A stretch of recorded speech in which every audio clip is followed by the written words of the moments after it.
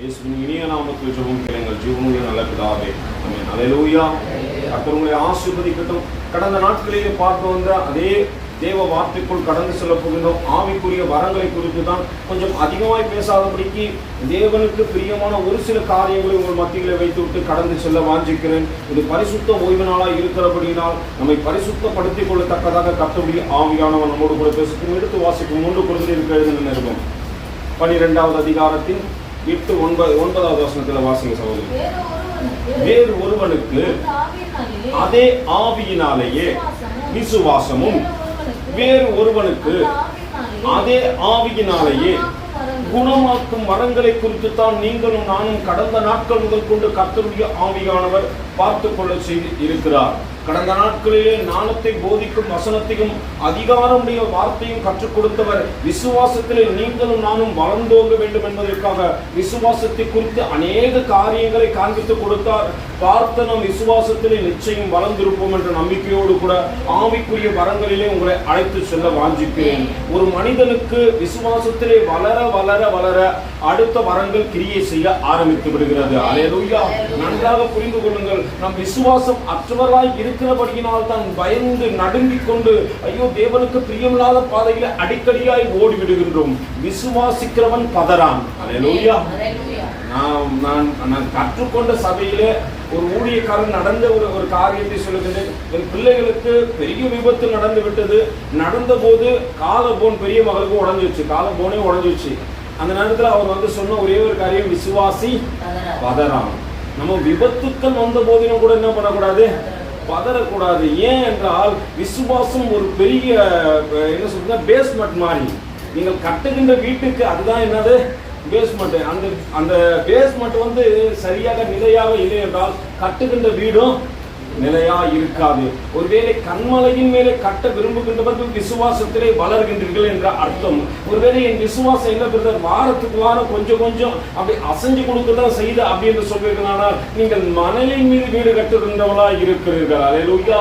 அதனால் உங்கள் விசுவாசம் எங்கே இருக்க வேண்டும், எப்படி இருக்க வேண்டும் என்பதை நீங்கள் தான் முடிவு செய்ய வேண்டும். நீங்க கேட்கலாம், எப்படி பிரதர் என்று கேட்டீர்களானால், ஆதியாகமத்தில் நீங்கள் பார்ப்பீர்களானால் ஆதாமையும் ஏவாளையும் உண்டாக்கின ஆண்டவர் ஏதேன் தோட்டத்தில் விட்டு எதையும் மறைத்து விடவில்லை.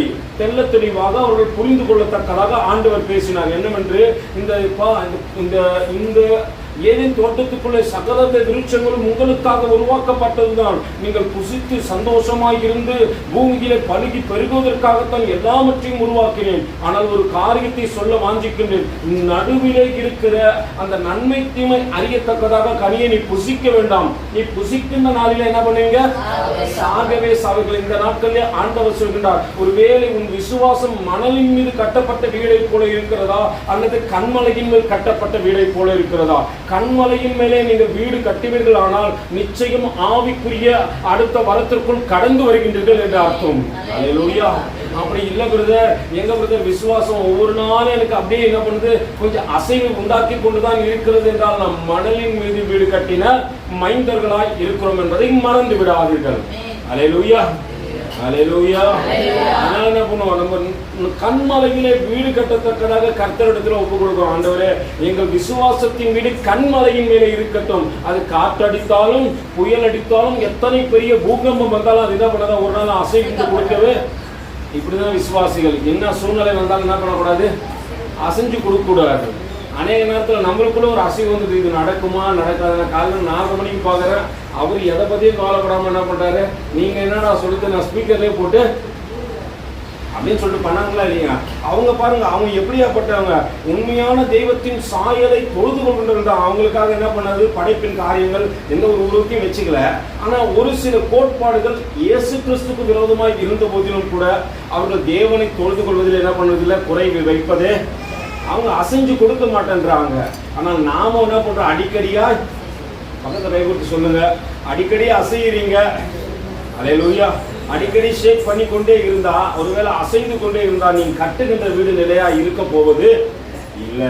வாரத்துக்கு வாரம் நமக்குள்ள அசைவு வரவே, வாரத்துக்கு வாரம் உனக்குள்ள ஒரு கிறிஸ்மஸ் ஒரு இருக்கின தன்மை வர வேண்டும். அது கர்த்தருக்கு பிரியமா இருக்க வேண்டும். நான் கட்டுகின்ற வீடு நிலையான வீடாக இருக்கத்தக்கதாகவும் இருக்க வேண்டும். அல்லேலூயா. ஒருவேளை கடந்த நாட்களிலே இந்த வேதனையின் மத்தியிலே கடந்து போன ஒரு மனுஷனை பார்த்தோம். அவன் எரிகோவின் வழி அருகே அமர்ந்து கொண்டிருந்தான்.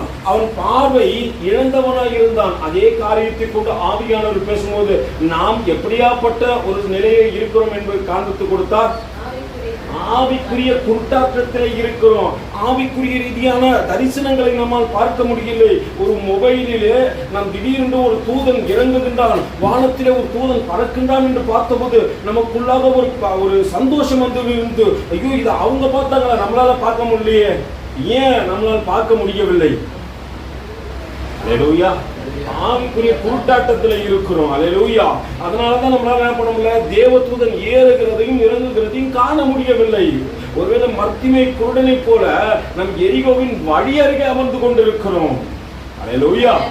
நம்ம என்னைக்கு உள்ள உட்பிரவேசிக்கணும்னு நினைக்கிறோமோ அன்னைக்கு தான் நம்ம கண்கள் திறக்கப்படும். ஒருவேளை இல்லை, என்னுடைய வார்த்தைகள் இயேசுவானவரை இழுத்துவிடும், அவரை என் அண்டையில் பார்க்க செய்துவிடும் என்று நீங்கள் செயல்படுகின்றீர்களோ, அல்லேலூயா, அன்னைக்கு உங்கள் ஆவிக்குரிய அந்த குருட்டாட்டத்திலிருந்து விடுதலை பெற்று நீங்கள் தூதர்கள் ஏறுகிறதையும் இறங்குகிறதையும் காண்பீர்கள்.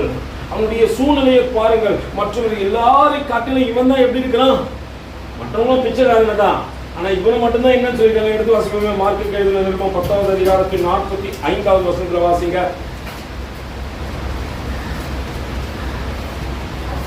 அப்படியே மனுஷகுமாரன்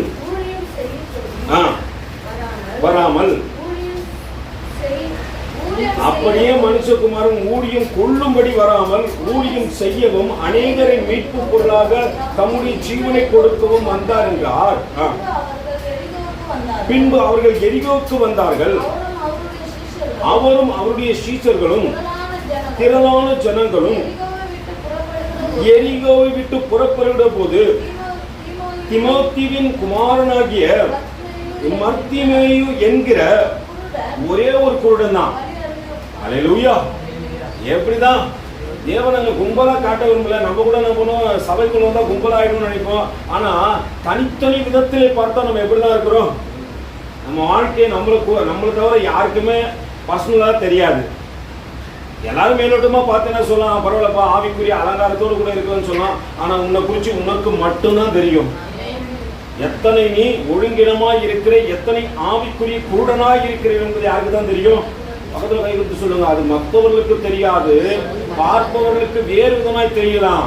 ஆனால் உனக்கு மட்டும்தான் தெரியும். குருடனாய் இருக்கிறியா இல்ல நல்ல பார்வையுடையவனாய் இருக்கிறாயா என்பது யாருக்கு மட்டும்தான் தெரியும். அங்கே தேவன் ஒரு மனிதனை காண்பித்து கொடுக்கும்போது அந்த ஒரு மனுஷன் மட்டும்தான், மற்ற எல்லாரும் எப்படிதான் இருக்கிறாங்க, பிச்சை எடுத்துக்கொண்டுதான் இருக்கிறார்கள். ஒருவேளை இவன் மட்டும்தான் குருட்டாட்டத்தோடு கூட என்ன பண்றான். சொல்ல மாட்டேன்றீங்களா? நமக்கு இல்ல பிரதர், சத்தம் வெளியே கேட்டக்கூடாது. கேட்கட்டும். நம்ம நல்லா புரிஞ்சுக்கலாம். ஆவிக்குரிய குருட்டாட்டத்திலே இருக்கிறோமா, இல்லை ஆண்டவரை தேடாதபடிக்கு இருக்கிறோமா, இல்லை நாம் ஒருவர் மட்டும்தான் இந்த இடத்துல தனித்து இருக்கிறோமா? நீங்க கேட்கலாம், எப்படி பிரதர் நாங்க ஒருத்தர் மட்டும் இருந்தீங்க அப்படின்னு பாத்தீங்கன்னா, உங்க பர்சனல் லைஃப்பை பார்த்தா நீங்க மட்டும் தான் தனியா இருக்கீங்க. மற்ற எல்லாரையும் காட்ட எப்படிதான் இருப்பீங்க?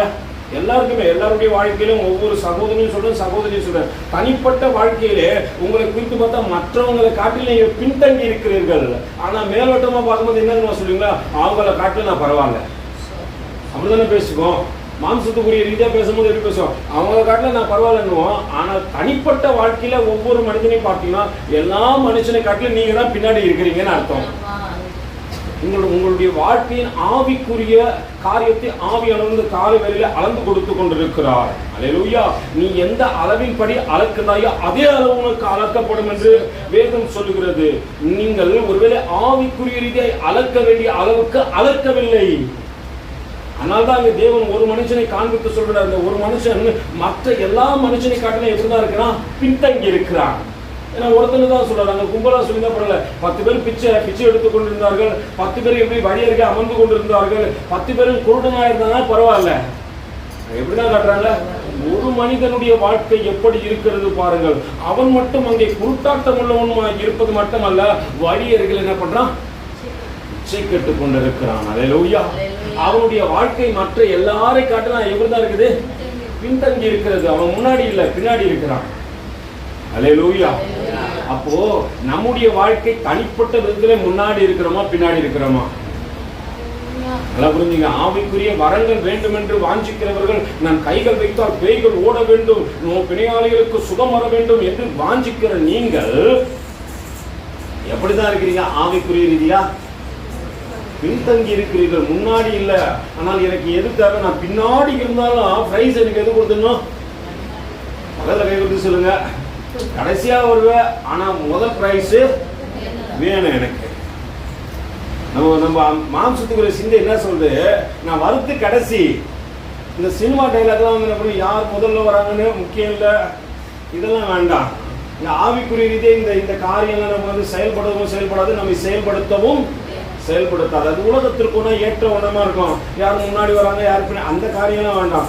ஆவிக்குரிய ரீதியாக தனிப்பட்ட விதத்தில் உன்னை ஆராய்ந்து பார்த்தால் நம் சபையிலே எல்லாரை காட்டிலும் நம்ம பின்தங்கி இருக்கிறோம். மாம்சத்துக்குரிய ரீதியா சொல்லினா அவங்க இதுல குறை அவங்கள காட்ட நான் பெஸ்ட் அப்படின்னு காட்டிக்கலாம். ஆனா ஆவிக்குரிய ரீதியா நீ பின்தங்கி இருக்கிறாய் என்பதை மறந்து விடாதே. அதை புரிந்து கொள்வீர்களானால் நீங்கள் முந்தி அடித்துக் கொண்ட, ஆண்டவரே என்னுடைய சத்தம் உன்னை இழுத்து விடட்ட, ஆண்டவரே உன்னோடு கூட நான் இசைந்து நடக்கத்தக்கதாக, உன்னோடு கூட நான் செயல்படத்தக்கதாக, உன்னுடைய சத்தத்தை கேட்கத்தக்கதாக, உன்னுடைய சித்தத்தை செய்யத்தக்கதாக, ஆவிக்குரிய கனிகளினாலும் வரங்களினாலும் என்னை அலங்கரித்துக் கொள்ளத்தக்கதாக ஆண்டவரே என்னை ஒப்புக் கொடுக்கிறேன் என்று சொல்லிவிடுவீர்கள். அல்லேலூயா. அப்போ நம்ம எப்படிதான் இருக்கணும்? சொல்ல மாட்டேன்றீங்களா? ஆவிக்குரிய குருட்டாட்டத்திலிருந்து முதல்ல வெளியே வரணும். அதை ஆண்டவர் இங்கு மத்திய குருடனை கொண்டு சொல்லிக் கொடுக்கிறார் நமக்கு. அவன் தனித்திருக்கிறான், எல்லாத்தையும் காட்டிலும் எப்படிதான் இருக்கிறான்? பின்தங்கி இருக்கிறான். இப்ப நல்லா புரிஞ்சுக்கணும். ஆவிக்குரிய வரங்கள் எனக்கு வேண்டும்னா நான் முன்னாடி வரணும். முன்னாடி வந்ததான் விசுவாசத்துல நீ வளரணும். அதனாலதான் எல்லாம் அதட்டின போது பத்திமை குருடன் என்ன பண்றான்? அதிகமா கத்துறான். இப்ப எல்லாம் சொல்லுவாங்க, அப்பா ஆவிக்குரிய வளர்ச்சி வேணும், அது இது நீங்க இன்னும் முன்னாடி வரத்துக்கான வழிகளை செய்ய வேண்டும். இன்னும் அதிகமாய் கூப்பிடு கர்த்தரை, இன்னும் அதிகமாய் துதி, அதிகமாய் ஜெபம் பண்ணு, தனித்திருக்கிற ஜெபம் எல்லாம் இன்னும் அதிகமாகட்டும். அல்லேலூயா.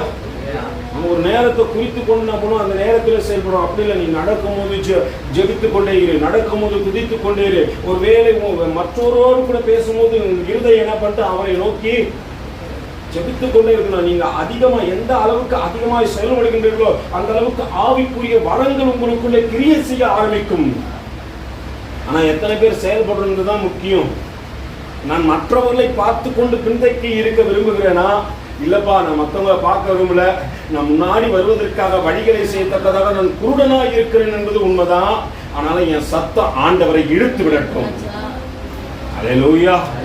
அந்த சத்தம் என்ன பண்ண? ஆண்டவரே இழுக்கத்தக்கதாக, ஆண்டவரே எத்தனை தடைகள் வந்த போதும், ஆண்டவரே செங்கடல் எனக்கு முன்பாக நின்ற போதும், ஆண்டவரே நான் ஆவிக்குரிய குருட்டாட்டத்திலிருந்து விடுதலை பெற வேண்டுமானால் நான் இன்னும் அதிகமாய் உன்னை துதிக்க, அதிகமாய் ஆராதிக்க, அதிகமாய் மகிமைப்படுத்தத்தக்கதாக எங்களோடு கூட இந்த காலை வேளையிலே பேசுங்க ஆண்டவரே. அவன் கத்தின சத்தத்தை கேட்டபோது ஆண்டவர் நடப்பதை மறந்து விட்டார், நின்றுட்டார். அதே இடத்துல அவன் சத்தம் அதற்கு மேல அவரை போக விடல. நான் சொல்லுவேன், இவன் யாக்கோபை காட்டிலும் சிறந்தவன். அல்லேலூயா. அவன் போராடுறான், இவன் போராடவே இல்லை. இவன் சத்தமிடுறான், இன்னும் அதிகமா கத்துற, தாவீதின் குமாரனே எனக்கு இறங்கு இறங்கு இறங்கு என்று கத்துவேன். அல்லேலூயா. என் சத்தம் உன்னை நடக்க விடாதபடிக்கு ஒரு இடத்துல நிலைக்க செய்ய ஆண்டவரே. என்னுடைய அன்பின் குரலை கேட்கும் போது நீ என்னை விட்டு கடந்து போக மாட்டீங்க ஆண்டவரே. அல்லேலூயா. உங்கள் சத்தம் அவரை இழுத்து விட வேண்டும், அது நிறுத்தி விட வேண்டும் அவரை. அப்பதான் ஆவிக்குரிய குருட்டாட்டத்திலிருந்து வெளியே வரவே முடியும். வரங்கள் எனக்குள்ளே கிரியை செய்ய வேண்டுமானால் என் ஆண்டவர் என்னை நிச்சயம் திரும்பி பார்த்தே ஆக வேண்டும். அதில் விடுதலை பெற்ற போது அவனுடைய காரியங்கள் வேறு விதமாக இருந்தது. அவன் அதற்கு பிற்பாடு பிச்சை எடுத்தான் என்று எங்கேயுமே போடப்படவே இல்லை. அதற்கு பிற்பாடு அவன் குருடனை போல ஒரு இடத்துல இருந்து அமர்ந்திருந்தான் என்று எங்கேயும் போடப்படவே. இன்னமும் நான் ஆவிக்குரிய ரீதியா வளர்ந்திருந்த பிறகும் ஒரே இடத்துல அமர்ந்திருக்கிறேன்னா நான் எப்படிதான் இருக்கிறேன்? பக்கத்துல கை கொடுத்து சொல்லுங்க, ஆவிக்குரிய குருடன் நீதான்டா. அல்லேலூயா. வளர்ந்துட்டேன், கர்த்தருடைய சத்தத்தை கேட்டேன், ஆனா இன்னும் எந்த நிலைப்பாட்டிலே இருக்கிறேன்? இன்னும் குறுக்காட்டம் அதே இடத்துல தான் போயிட்டு உடனே ஆண்டவர் என்ன பண்ணாரு, கழுவிகளையும் நம்மளை கிளீன் பண்ணி எல்லாம் வச்சுட்டாரு. நான் மறுபடியும் போய் எங்க உட்காந்துக்கிறேன்?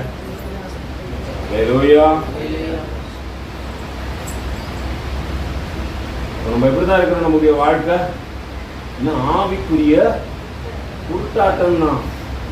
தேவனுக்கு பிரியம் இல்லாமல் தான் செயல்படுகின்றோம். வளர வளர வளர ஆண்டவரை இன்னும் ஒன்று கெட்டிச்சேர்ன ஆண்டவரை, இன்னும் ஒரு நல்ல ஊழியக்காரியாய் மாறிவிட வேண்டும் ஆண்டவரே. நான் எந்த நிலையிலே வந்தேன் என்பதை நான் மறக்க விரும்பவில்லை. ஆனால் வந்த நிலையை விட்டு அடுத்த நிலைக்கு நான் கடந்து செல்லத்தக்கதாக எனக்கு உதவி செய்யுங்க ஆண்டவரே. என் சத்தம் இன்னும் உன் அண்டையிலே அதிகமாகட்டும்.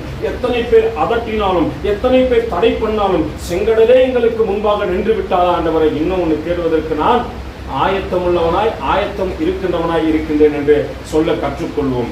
பர்த்திமையு குருடன் கண் திறக்கப்பட்டதற்கு காரணம் என்னவோ, ஆண்டவர் அதிகமா அவன் கூப்பிட ஆரம்பித்தான். அங்கே இயேசு வானவரிடத்திலிருந்து அவர் வரங்களினாலே அவன் கண்கள் அங்கே என்ன பண்ணுச்சு, திறக்கப்பட்டது என்று வேதம் சொல்லுகிறது. ஒரு காரியத்தை வாசித்து விடுவோம். வாசிங்க 49 வாசிங்க. இயேசு நின்று அவனை அழைத்து வர சொன்னார். அவர்கள் அந்த குருடனை அழைத்து, திடன்கொள், எழுந்திரு, உன்னை அழைக்கிறார் என்றார்கள். உடனே அவன் தன் மேல் வஸ்திரத்தை எரிந்துவிட்டு எழுந்து இயேசுவிடத்தில் வந்தான். இயேசு அவனை நோக்கி, நான் உனக்கு என்ன செய்ய வேண்டும் என்கின்றாய் என்றார். அதற்கு அந்த குருடன், ஆண்டவரே, நான் பார்வை அடைய வேண்டும். எத்தனை பேர் கேட்டுக்கிறீங்க, ஆண்டவரே ஆவிக்குரிய குருட்டாட்டத்துல நான் ஒரு பார்வை அடையணும் ஆண்டவரே? அல்லேலூயா. எத்தனை பேர் கேட்டுக்கிறீங்க? நம்ம கேட்கிற தேவ சமூகத்துல, கேளுங்கள் அப்போது உங்களுக்கு கொடுக்கப்படும், தேடுங்கள் அப்பொழுது கண்டடைவீர்கள். நாம் கேட்பதில்லை தேவ சமூகத்துல. கேட்காதபடிக்கு நம்ம ஒரு வாழ்க்கை வாழ்ந்து கொண்டிருக்கிறோம். தேவனுக்கு பிரியமில்லாதபடிக்கு அதே இடத்துல இன்னும் குருட்டாட்டம் தரித்துக் கொண்டுதான் இருக்கிறோம். கர்த்தரை தேடுகின்றவர்களுக்கோ நிச்சயமா பாருங்க, நாட்களை ஒரு நன்மையும் உங்களுக்கு குறையக்கூடாதபடிக்கு கர்த்தர் நித்தமும் உங்களை நடத்தி மகா வறட்சியான காலத்தில் என்ன பண்ணுவார், ஆண்டவர் உங்களை போஷிக்கிறவராய் இருக்கிறார். அல்லேலூயா. ஆனா நான் என்ன பண்ண, கர்த்தரை தேடுவதை நிறுத்தக்கூடாது. நிந்தைகள் வந்தாலும் தேடுவான் ஆண்டவரே, எத்தனை நெருக்கங்கள் வந்தாலும் தேடுவான் ஆண்டவரே. இந்த அன்பை விட்டு என்னை பிரிப்பவன் யார்? உபத்திரவமோ, யாகுலமோ, பட்டயமோ, பசியோ, நாசமோசமோ எதுவாகட்டும் ஆண்டவரே. பட்டயம் வந்தா கூட என்ன பண்ண மாட்டேன், பயப்பட மாட்டேன் ஆண்டவரே. நான் உங்களை தேடுவதை விட்டு விட மாட்டேன். அல்லேலூயா. நம்ம எந்த சூழ்நிலையும் அதைத்தான் தேவன் இந்த கடைசி காலத்தில் கற்றுக் கொடுக்க விரும்புகின்றார். எந்த சூழ்நிலை வந்தாலும் கர்த்தரை தேடுவதை என்ன பண்ணக்கூடாது, விட்டுவிடக்கூடாது. இது பஞ்சகாலம். ஆவியானவர் நான் காலையில 4 மணிக்கு கீழே இறங்கி போகும்போது ஒரு காரியத்தை சொல்கின்றார். இது வேதம் கிடைக்காத பஞ்ச காலத்திலே நாம் கடந்து கொண்டு இருக்கிறோம். இன்னைக்கு எல்லா சபைகளும் மூடப்பட்டு இருக்கிறது. அல்லேலூயா. காரணம் என்னவோ, வேதம் கிடைக்காத பஞ்ச நாட்களுக்குள்ளே நான் வந்து கொண்டிருக்கிறேன். இன்னைக்கு என் வாழ்க்கையை மாற்றிக்கொள்ளத்தக்கதாக வழிகளை உண்டு பண்ணாவிட்டால் இன்னும் நான் குருட்டாட்டத்தில் தான் அமர்ந்து கொண்டிருக்கணும். அல்லேலூயா. ஒரு மனிதன் நம்ம கேட்கலாம், பிரதர், அநேக காரியத்தில் எங்கள் வாழ்க்கையை மாற்றிக்கொள்ள நாங்கள் என்ன செய்வோம்னா, கர்த்தரை அதிகமா தேடுங்க, இன்னும் அதிகமா கத்துங்க. அப்போதான் உங்கள் கண்கள் திறக்கப்படும், உங்கள் வாழ்க்கையில ஒரு புதிய வழிகள் பிறக்கும். இல்லைன்னா நம்ம என்ன பண்ண முடியாது, அதே இடத்துல தான் குருட்டாட்டம் அமர்ந்து கொண்டுதான் இருக்க வேண்டும். இந்த ஆவிக்குரிய வரங்களிலே புதிய ஏற்பாட்டிலே மட்டும் அல்ல, இது பழைய ஏற்பாட்டு பக்தர்களையும் இது என்ன பண்ணிச்சு, செயல்படுத்தினது. நான் இது ஒருவேளை ஆவிக்குரிய வரத்தை பெற்றுக்கொண்ட பழைய ஏற்பாட்டு சீஷர்களை காட்டி கொடுக்க வேண்டும் என்று நினைத்தேன். ஆனால் ஒரு சீஷரை மட்டும் காட்டி கொடுத்து முடிக்கின்றேன். வருகின்ற நாட்களில் உங்களோடு கூட இன்னும் அதிகமாய் அநேக பழைய ஏற்பாட்டு சீஷர்களை கொண்டு பேசுகின்றேன். அவர்களுக்குள் எப்படி ஆவிக்குரிய 4வது வரம், எத்தனாவது வரம் இது? குணமாக்கு வரம். எப்படியாப்பட்ட வரம் அது? 4வது வரம். தேவன் அதிகமாய் இந்த தேவ பிள்ளைகளுக்கு கொடுத்து பயன்படுத்த சொல்லுகின்ற வரம். அல்லேலூயா. இந்த வரம் எப்படி வந்தது என்றும், அதற்கு முன்பாக அந்த பக்தனுக்குள்ளாக எத்தனை ஒரு வைராக்கியம் இருந்தது என்பதையும் காண்பித்து கொடுக்கிறேன். எடுத்து வாசிப்போம். 1 ராஜாக்களின் புத்தகம் 13வது அதிகாரம். யெரொபெயாம் தூபம் காட்டுகின்ற பலிபீட தண்டையில் நிற்கையில், இதோ தேவனுடைய மனுஷன் ஒருவன் கர்த்தருடைய வார்த்தையின்படியே யூதாவிலிருந்து எங்க வந்தா? கர்த்தருடைய வார்த்தை சொல்லிச்சுன்னா யூதாவிலிருந்து பெத்லகேமுக்கு எப்படிதான் வரணும்? அல்லேலூயா. எந்த சூழ்நிலை ஆனாலும் வந்துதான் ஆகணும். யூதாவில இருக்கிற எல்லாரும் எங்க வந்துதான் ஆகணும்? பெத்லகேமுக்கு ராஜாவை பார்க்க வந்துதான். பெத்லகேம் ராஜா இருக்கின்ற நகரம். நான் யூதா கோத்திரமா இருக்கலாம், ஆனா நான் பெத்லகேமுக்கு வந்தாதான் ராஜாவை பார்க்க முடியும். அதை புரிஞ்சுங்க நல்லா. நம்ம அநேக நேரத்துல இல்லை கொடுத்தாரு, நான் யூதாக்குள்ளேயே இருந்து என்ன பண்றேன். இன்னைக்கு ஏன்னா எல்லாமே லைவ் டெலிகாஸ்ட் தானே. நான் நேற்று இரவு பேசி கொண்டிருந்தேன். நேற்று இரவுல இந்த காலையில் தான் நினைக்கிறேன் ஆராதனை பண்ணுகின்ற என்ன பண்ணுவோம், லைவ் டெலிகாஸ்ட் போட்டு விட்டுருவோம். அல்லேலூயா. இங்க எப்படிதான் இருக்குது, எல்லாமே லைவ் தான். ஆனால் வேதம் சொல்லுகிறது யூதாவில் இருந்து என்ன பண்ணி ஆகணும்? ஆண்டவரை பார்க்க வேண்டுமானால் நான் பெத்லகேமுக்கு வந்தே ஆக வேண்டும். அல்லேலூயா. என பெத்லகேமிலே உனக்காக அன்பின் மீட்பராய் ஒருவர் பிறந்திருக்கிறார், அவர் உனக்காக காத்து கொண்டிருக்கிறார் என்பதை மறந்து விடாதீர்கள். இங்கே பெத்லகேமுக்கு வந்தவன் நடக்கின்ற காரியத்தை பாருங்க. யெரொபெயாம் தூபம் காட்ட பலிபீட தண்டையிலே நிற்கையிலே இதோ தேவனுடைய மனுஷன் ஒருவன் கர்த்தருடைய வார்த்தையின்படியே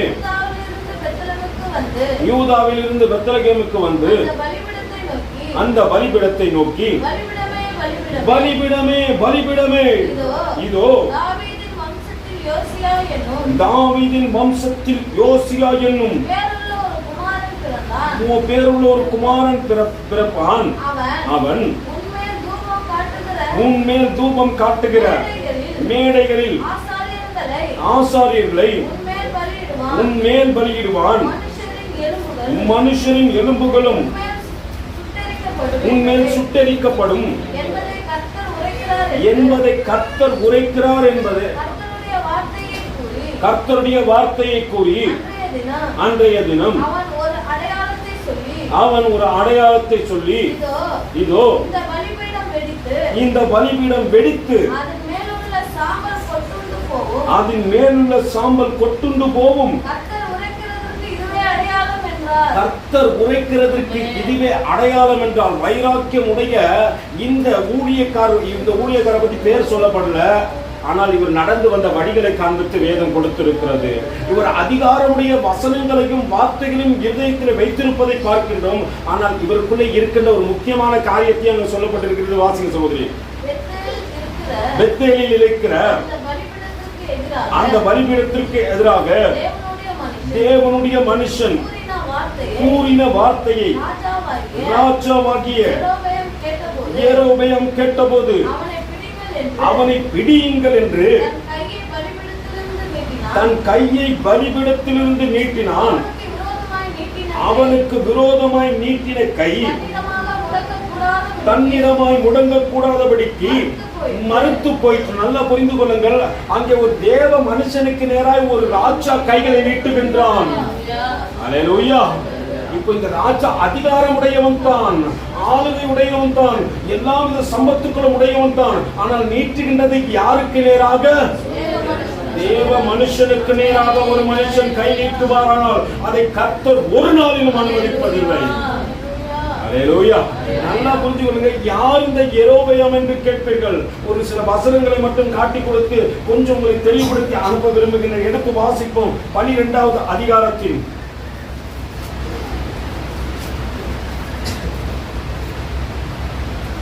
28வது வசனத்தை வாசிங்க சகோதரி.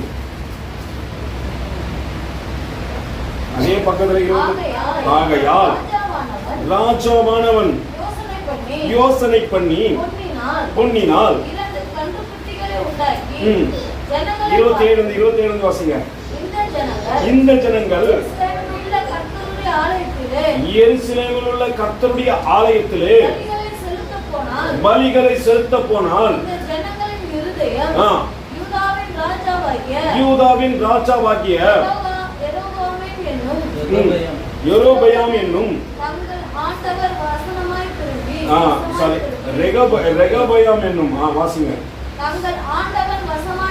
திரும்பி அவர்கள் என்னை கொன்று போட்டு யூதாவின் ராஜாவாகிய ரெகொபெயாமின் பரிசமாய் போய் போய்விடுங்கள் என்று நல்லா புரிஞ்சு கொள்ளுங்க.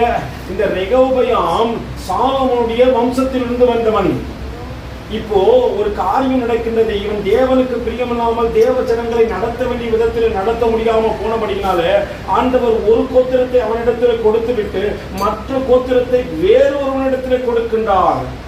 ரெகொபெயாம் இடத்துல கொடுத்து சொல்லுகிறாரப்பா, தேவ பிள்ளைகளை நடத்த வேண்டிய வழியில நடத்துங்கன்னா, இப்ப ரெகொபெயாம் எதை யோசித்துக் கொண்டிருக்கிறானப்பா, இவங்க மறுபடியும் எருசலேமுக்கு போய் தேவனுடைய ஆலயத்துக்கு போனா என்ன பண்ண மாட்டாங்க, என்கிட்ட நிக்க மாட்டாங்க, மறுபடியும் யூத கோத்திரத்துக்குள்ளே போய் சேர்ந்துருவாங்க. அதனால ஒரு வழி பண்ணுன்னு சொல்லிட்டு இவன் ஒரு வழியை பண்ணுகின்றான். என்ன வழியா அது? வேதம் சொல்லுகிறது. அடுத்த வருஷம் வாசிக்க சகோதரி. ஆகையால் ராஜாவானவன் யோசனை பண்ணி பொன்னினால் ஒண்ணு செய்யல, இன்னைக்கு 2 கண்ணுக்குட்டி சுத்துது. அல்லேலூயா. நல்லா புரிஞ்சுங்க. ஆவிக்குரிய அர்த்தத்தை கொஞ்சம் புரிய வைக்கத்தக்கதாக உங்களோட கூட பேசுறேன். ஒரு மனுஷன் எழும்பி 2 கண்ணுக்குட்டியை செய்யறான்.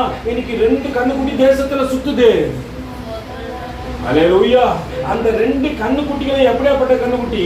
தேவனண்டையிலே உன்னை சேரக்கூடாதபடிக்கு உன்னை வழி விலகி போகத்தக்கதாக வழிகளை உண்டாக்குகின்ற கண்ணுக்குட்டிகளாய் இருக்கிறது.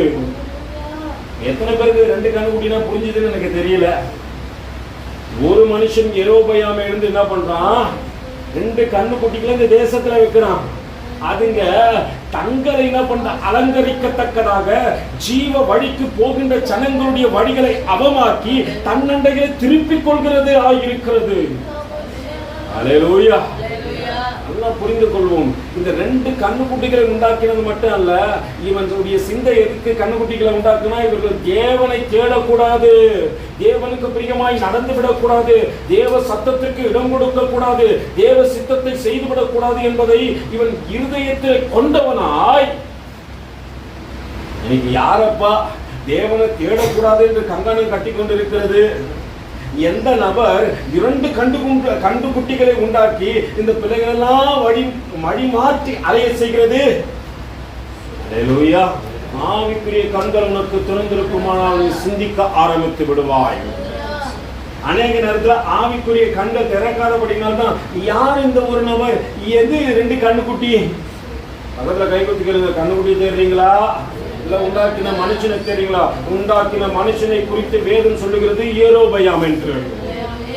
அவன் உண்டாக்கின 2 கண்ணுக்குட்டிகளும் தேவ பிள்ளைகள் என்ன பண்ணக்கூடாது? தேவனை தேடக்கூடாது, தேவ சத்தத்திற்கு செவி கொடுக்க கூடாது, தேவ சித்தத்தை தெரிந்து கொள்ளக்கூடாது, தேவனுக்கு பிரியமாய் நடக்கக்கூடாது. அவர்கள் இங்கேயே தங்கி தாவரித்து கண்ணுக்குட்டிகளை தேடணும், அவர்களை வழிபட வேண்டும் என்பதற்காக இந்த யெரொபெயாம் என்ன பண்ணுகின்றான்? 2 கண்ணுக்குட்டிகளை உண்டாக்கி இங்க தூபம் காட்டுறது யாருதான்? யாருதாமா? யெரொபெயாம் தான். அதுதான் அந்த வசனம் அழகாக காண்பித்து கொடுக்குது. இப்ப வாசிங்க சகோதரி தொடர்ந்து. ஆகையால் ராஜாவாகிய யெரொபெயாம் சரி ராஜாவாகிய ஆகையால் ராஜாவானவன் யோசனை பண்ணி பொன்னினால் 2 கன்றுக்குட்டிகளை உண்டாக்கி ஜனங்களை பார்த்து, நீங்க எங்க போகணும்பா? போகணும்பா எருசலேமுக்கு போகாமல் உங்களுக்கு இஸ்ரவேலரே இதோ எகிப்து தேசத்திலிருந்து வரவழைத்த, அல்லேலூயா, எங்க இந்த கண்ணுக்குட்டி எங்க வந்துச்சுப்பா? நல்லா புரிஞ்சுங்க. ஆதி ஆமத்திலே ஒருவேளை நான் அடிமைப்பட்ட இடத்திலிருந்து தேவன் எப்படியோ அழைத்து வந்து யாத்திராமத்தில் கொண்டு வந்து விட்டார். என் பயணத்தை தடை பண்ணத்தக்கதாக அங்க வந்த கண்ணுக்குட்டி இன்னும் என்ன பண்ணல, விடமாட்டேன் விட்டாலும் என்னை வழி நடத்துகின்றவர்கள் அந்த கண்ணுக்குட்டியை காமிச்சு காமிச்சு காமிச்சு நீ என்ன பண்ணக்கூடாது? இதுதான் உன்னை வழி நடத்தினது, இதுதான் உன்னை வாழ வைத்தது, இதுதான் உன்னை பலப்படுத்துகின்றது, இதுதான் உன்னை என்ன பண்ணுது? செப்பனிடுகின்றது. அப்ப பகல்ல கைகுட்டிகள் அந்த 2 கண்ணுக்குட்டி யாருன்னு தெரியுமா? அல்லேலூயா. தெரிஞ்சா போய் மனசுலயே வச்சுங்க, ஏன்னா மெசேஜ் வெளியே போகும். அல்லேலூயா. அந்த 2 கண்ணுக்குட்டி யாருன்னு தெரியும், உருவாக்கின யெரொபெயாம் யார் என்று எங்களுக்கு தெரியும் என்று சொல்வீர்களானால் கர்த்தர் நிச்சயமா உங்களை ஆசீர்வதித்தார். ஆவிக்குரிய குருட்டாட்டம் இந்த நாள்ல நீங்கிடுச்சு. வாசிங்க சகோதரி.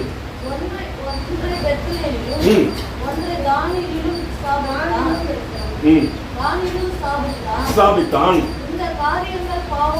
இந்த காரியம் எப்படி ஆயிடுச்சு? ஆலயத்துக்கு போகாம வீட்டுக்குள்ளேயே பூந்து கிடந்தா என்ன ஆயிடும்? பாவம் ஆயிடும். அதற்காகத்தான் இந்த காரியம் நடக்கிறது என்பதை மறந்துடாத. வாசிங்க.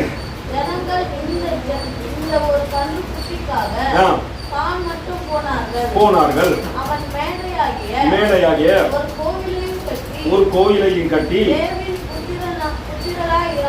லேவியின் புத்திரராய் இராத ஈனமானவர்களை யாரதான் தேவன் சொல்லிட்டார் ஆசாரியன் ஆக்கணுட்டு?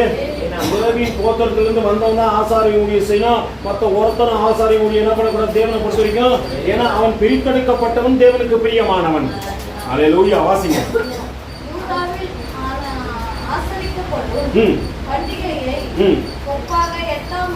எட்டாம் மாதம் 15ஆம் தேதியில் யெரொபெயாம் ஒரு பண்டிகையை கொண்டாடி பலிபீடத்தின் மேல் பலியிட்டான். அப்படியே தான் உண்டாக்கின கன்றுக்குட்டிகளுக்கு பலியிட்டு தன் உண்டு பண்ணின மேடைகளில் ஆசாரியர்களை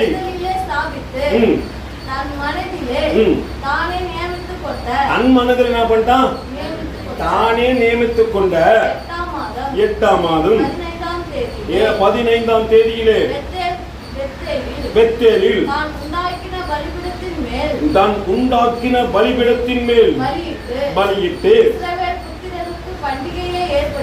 என்ன பண்ண? பண்டிகையை யார் ஏற்படுத்துறது? இது தேவன் நியமிக்கல, மனுஷன் நியமிக்கிறான். மனுஷன் நியமிக்கிறதுக்கு என்ன பண்ணா? உன் இருதயம் தேவனை தேடக்கூடாதபடிக்கு அல்லேலூயா 2 கண்ணுக்குட்டிகளை உண்டாக்கி அதுங்க பண்ற அட்டகாசத்தை பார்க்கணுமே. அல்லேலூயா. இந்த கண்ணுக்குட்டிங்க பண்ற அட்டகாசம் எப்படிதான் இருக்குது? ஒன்னு அந்த சைட்ல இருக்குது, ஒன்னு இன்னொன்னு இந்த சைட்ல இருக்குது. இது ரெண்டுத்தையும் தோற்று கொள்ள மனுஷன் அலையிறான். இப்போ ஆசாரியனாக இருக்க வேண்டியவனை நியமிக்காதபடிக்கு ஈனமானவர்களை நியமித்து தேவ பிள்ளைகளை மோசம் போக்குகின்றார்கள். அல்லேலூயா.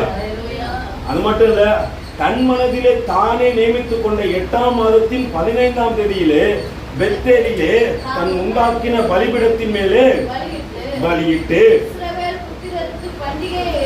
இஸ்ரவேல் புத்திரருக்கு யாருக்கு? தேவ பிள்ளைகளுக்கு பண்டிகையை ஏற்படுத்தி பலிபீடத்தின் மேலே பலியிட்டு தூபமும் காட்டுறார். எல்லாம் இது யாருக்குள்ள தோணுச்சு? சொல்ல மாட்டேன் தெரியுங்களா? இது யாருக்குள்ள தோணுது? ஒரு மனுஷனுக்குள்ள தோன்ற காரியம். இந்த நிகழ்வுகள் எல்லாம் உண்டாக்கப்பட்ட காரியம் அல்ல, ஒரு மனுஷன் இருதயத்தில் தோன்றுகின்ற காரியம். நடக்கின்ற காரியம் இதுதான். இதை புரிந்து கொள். ஒரு மனிதன் இருதயத்திலே தோன்றுகின்ற காரியத்தை அவன் நடப்பிக்கத்தக்கதாக காரியத்தை உண்டாக்குகின்றான். இந்த மாயையிலே சிக்கிக் கொண்டிருந்த மனுஷர்கள் தேவனை தேடக்கூடாதபடிக்கு மற்றவைகளை தேடிக்கொண்டிருக்கிறார்கள். எத்தனை பேர் இந்த அயந்த நித்தியில இருக்கிறாங்களோ எனக்கு தெரியாது. இது மனுஷன் உண்டாக்கினான் என்பதை மறந்து விடாதீர்கள். வேதம் எதையும் ஒரு நாளும் மறைப்பதில்லை. அது உள்ளதை உள்ளபடியே சொல்லிக் கொடுக்கிறதா இருக்கிறது. ஒரு யெரொபெயாம் பண்ண தப்பை கேட்பதற்கு தேவன் தேவ மனுஷனை அனுப்பினது மட்டுமல்ல, அவன் தேவ மனுஷனுக்கு விரோதமாய் நீட்டின கையை முடக்க முடியாதபடிக்கு தேவன் மறுத்து போக பண்ணினான் என்பதை மறந்து விடாதீர்கள். நடக்கின்ற காரியத்தை பாருங்கள். 4வது வசனம் சொல்லுகிறது, 13வது அதிகாரத்தின் 4வது வசனத்திலே பெத்தேலிலே இருக்கிற அந்த பலிபீடத்தின் எதிராக தேவனுடைய மனுஷன் கூறிய வார்த்தை ராஜாவாகிய யெரொபெயாம் கேட்டபோது அவனை பிடியுங்கள் என்று தன் கையை பலிபீடத்தில் இருந்து நீட்டி அவனுக்கு விரோதமாய் நீட்டின கை தன்னிடமாக முடக்க கூடாதபடிக்கு மறுத்து போயிட்டு தேவனுடைய மனுஷன் கர்த்தருடைய வார்த்தையால் குறித்திருந்த அடையாளத்தின்படியே பலிபீடம் வெடித்து சாம்பல் பலிபீடத்திலிருந்து கொட்டுண்டு போயிட்டு அப்பொழுது ராஜா, நல்லா புரிஞ்சுங்க, அந்த ராஜாக்கு அப்பதான் புத்தி வந்துச்சு. எப்போ முடக்குவாதம் வந்த பிறகுதான் சிலருக்கு என்ன வருது? புத்தியே வருது. இப்ப ராஜாவுக்கு தெரியும், எங்க போனாலும் சுகம் கிடைக்காது. சுகத்தை கொடுக்கிறவர் ஒருத்தர் மட்டும்தான். அந்த வரங்களை வைத்திருக்கிறவங்க யார் மட்டும்தான்? தேவ பிள்ளைகள் மட்டுமே. நடக்கின்ற காரியத்தை கவனிங்க, வாசிங்க. அப்பொழுது ராஜா தேவனுடைய மனுஷனுக்கு பிரதியுத்தரமாக என்ன பண்ணு? வேண்டிக் கொள்ளுப்பா. அப்பதான் ஆவிக்குரிய 4வது வர கிரியை செய்யும். ஆதி ஆமத்திலே பழைய ஏற்பாட்டு சீஷர்களுக்கு தேவன் எந்த வரத்தை கொடுத்திருந்தார்?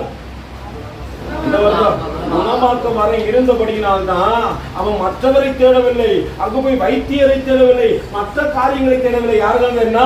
தேவ மனுஷனால் மட்டுமே இந்த காரியத்தை மாற்ற முடியும் என்பது அவன் உணர்ந்தபடியினால் யெரொபெயாம் ஒரு காரியத்தை தேவ மனுஷனை பார்த்து கேட்கிறான். அப்பா, நீ தேவனை நோக்கி ஜெபித்துக்கொள், உன்னை கொண்டு தேவன் இந்த முடக்க முடியாத கரத்தை மறுபடியும் மடக்கத்தக்கதாக வல்லமை அவரிடத்திலிருந்து உன்னிடத்தில் புறப்பட்டு உன் கரம் என் மீது விழுந்து நான் சுகமாவேன்.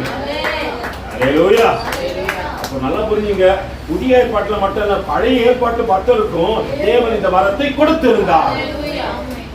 கொஞ்சம் வரத்தெல்லாம் புரிஞ்சு கொள்ளனா கொஞ்சம் கடினம் தான். வேதத்தை இன்னும் நல்லா ஆராய்ச்சி பண்ணணும். அதனால வீட்டில் இருக்கும்போது என்ன பண்ணுங்க, வேதத்தை அதிகமாய் ஆராய்ச்சி செய்யுங்கள். கர்த்தர் உங்களை ஆசீர்வதிக்கணும். நடக்கின்ற காரியத்தை பார்த்து முடித்துடுவோம். வாசிங்க சகோதரி. அப்பொழுது ராஜா பிரதியுத்தரமாக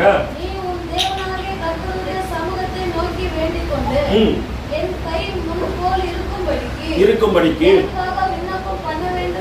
எனக்காக விண்ணப்பம் பண்ண வேண்டும் என்றான்.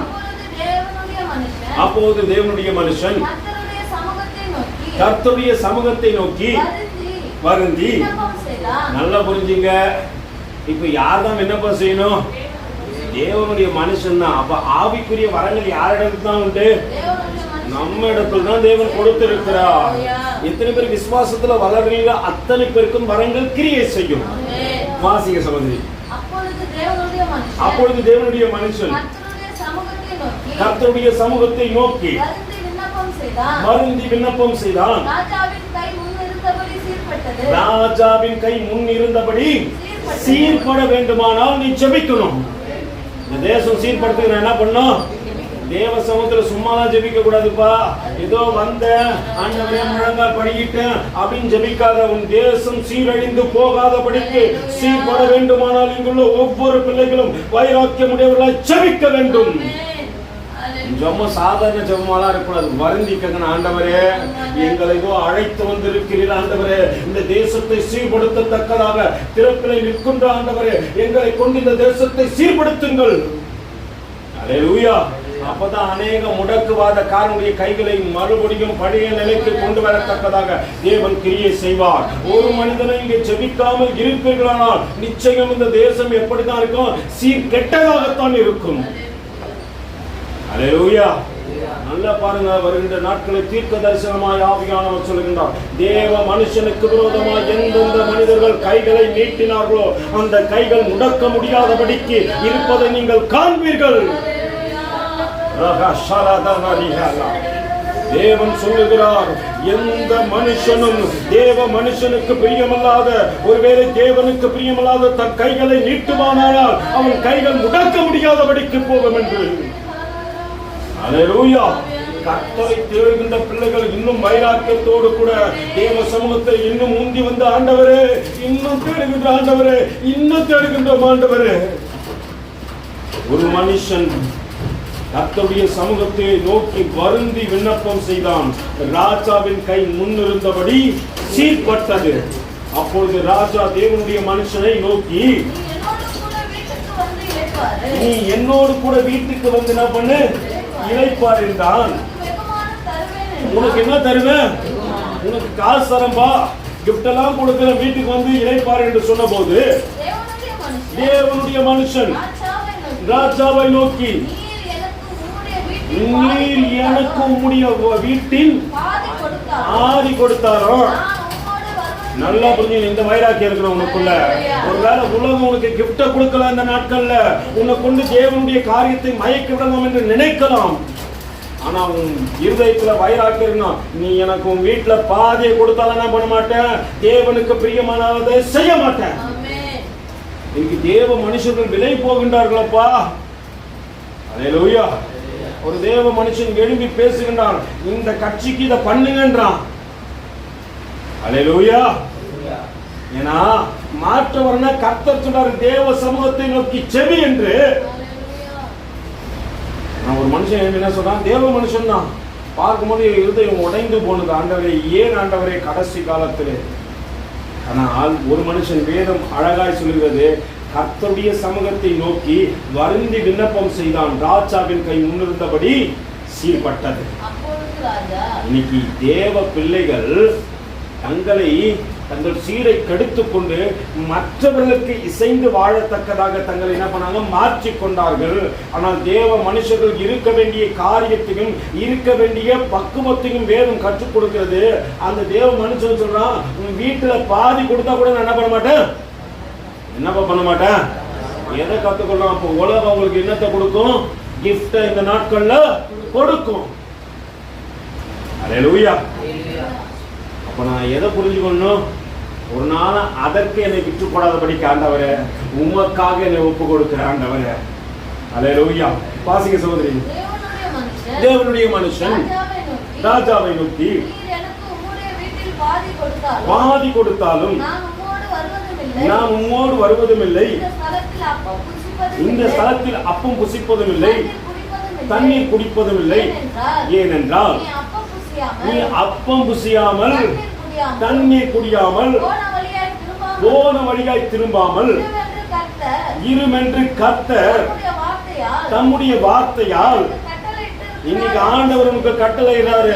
உனக்கு தேசத்துல இருக்கிற அநேக காரியத்துல கிஃப்ட் வரலாம். உலகம் உனக்கு கிஃப்ட கொடுத்து என்ன பண்ணலாம், உன்னுடைய பாதையை மாற்றி அவர்களுக்குள்ளே உன்னை வலிக்க பார்க்கலாம். ஆனால் கர்த்தர் சொல்லுகின்றார், நீ போன வழியாய் திரும்பாமல், ஒருவேளை அவன் உனக்கு எதை கொடுத்தாலும் வாங்காமல் கர்த்தருக்குரிய வைராக்கியம் உனக்குள்ளே இருந்து நீ செயல்படுவீரானால் சீர்கட்டு கிடக்கிற இந்த தேசத்தை தேவன் சீர்படுத்துவார். அல்லேலூயா. உனக்குண்டுதான் அநேகருடைய கைகள் என்ன பண்ண போறாரு, தேவன் சீர்படுத்த போகின்றார். அதற்கு நீதான் அந்த பூமியில சாட்சியா இருக்க போற. அல்லேலூயா. வாசிங்க சகோதரி. அவன் பெத்லகேமுக்கு வந்த வழியாய் திரும்பாமல் என்ன பண்ணான், கர்த்தர் சொன்னபடியே அவன் செஞ்சான். ஏன்னா ஆண்டவர் சொல்றாரு, நீ வந்த வழியா என்ன பண்ணாத, திரும்பாத, வேற வழியா போன்றாரு. வேற வழியா போய் கொண்டே இருக்கணும்.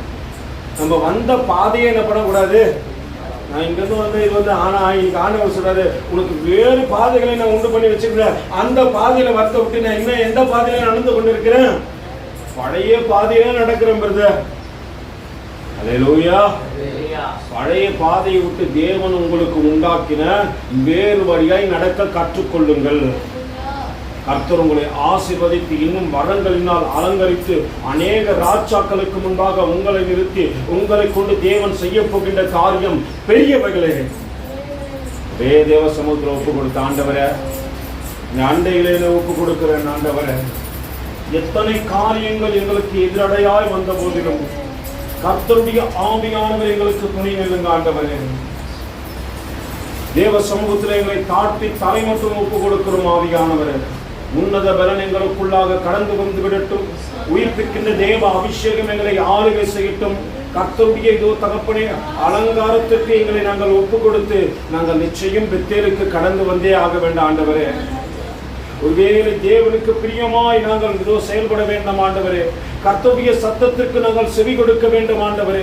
கர்த்தருக்கு பிரியமானவர்களாய் இதோ தகப்பனை தேவன் உண்டாக்கின வழிகளை இதோ பார்த்து நாங்கள் நடக்கத்தக்கதாக எங்களுக்கு உதவி செய்யுங்க ஆண்டவரே. கடைசி காலத்திலே ராஜாக்களுக்கு முன்பாக நிற்கத்தக்கதாக எங்களை உருவாக்கி கொண்டு இருக்கிறீர்கள் என்பதை நாங்கள் மறந்து விடாதபடிக்கு மகிமையின் மன்னவனுக்கு மத்தியிலே ஒப்பு கொடுக்க எங்களுக்கு உதவி செய்யுங்க. முன்னால வந்த ஒவ்வொரு பிள்ளைகள் எத்தனை இதோ தகப்பனை காரியத்திலே வந்திருப்பார்கள் என்பதை நீங்கள் அறிந்திருக்கிறீர்கள். கர்த்தருடைய ஆவியானவர்களுக்கு நித்தமும் இதோ தகப்பனை நடத்தி மகா வளர்ச்சியான காலத்திலே போஷித்து நன்மையினால் இவர்கள் வாய்களை திருப்தியாக்குங்க தகப்பனே. கர்த்தரை தேடுகின்றவர்களுக்கு ஒரு நன்மையும் குறைவுபடாது என்ற வார்த்தையின்படியே இவர்கள் இதோ தகப்பனை நீ நடத்த போகிற கிருபைகளுக்காக நன்றி செலுத்துகிறேன். தேவ கரத்தில் வந்து ஒவ்வொரு பிள்ளைகளையும் தாழ்த்தி தரைமட்டமாக ஒப்புக் கொடுக்கிறேன். இப்போ ரட்சகருமாகிய இயேசுவின் இனிய நாமத்தில் ஜெபம் கேளும் எங்கள் ஜீவனுள்ள நல்ல பிதாவே. அதே தேவ சமூகத்தில் ஜெபசிந்தையோடு இருக்கும் பாசமா ஜெபிப்பாங்க.